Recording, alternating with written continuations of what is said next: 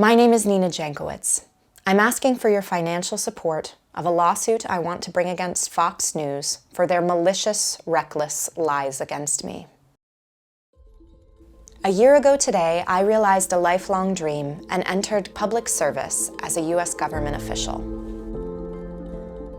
I spent the better part of a decade working on both sides of the aisle to counter disinformation.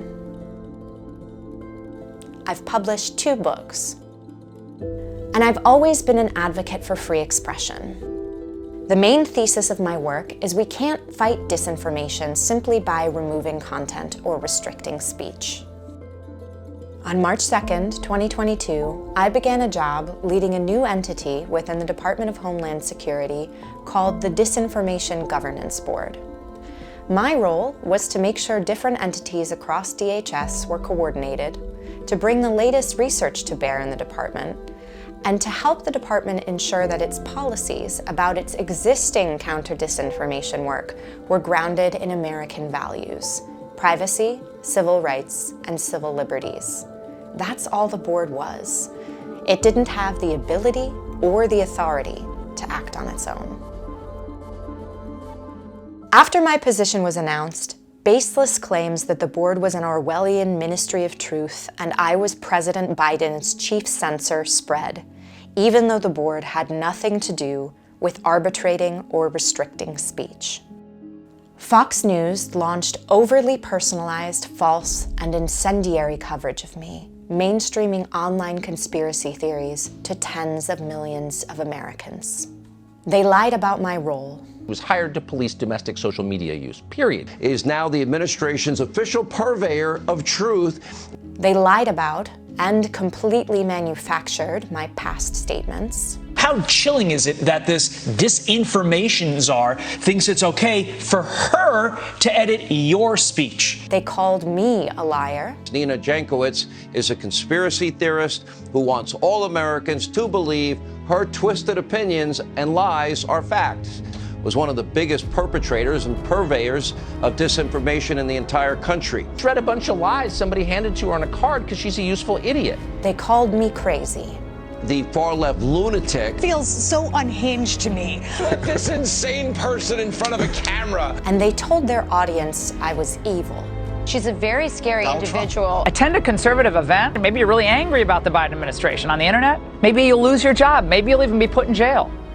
I quickly started receiving violent threats as a result of this coverage.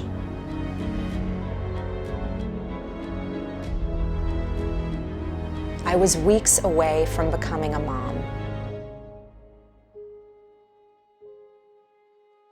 Fox didn't seem to mind.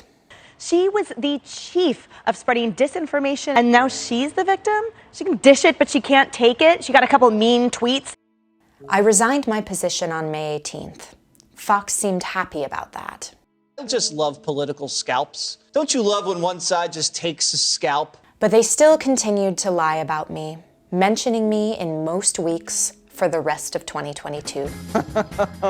They said she wasn't gonna come back. We don't know where she is right now. Isn't that interesting? She's cooking up some more misinformation. Yes, exactly.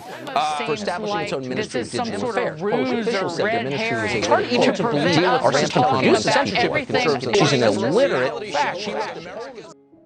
Fox News irrevocably changed my life when they force-fed lies about me to tens of millions of their viewers. Tens of thousands have harassed me online. Hundreds have violently threatened me.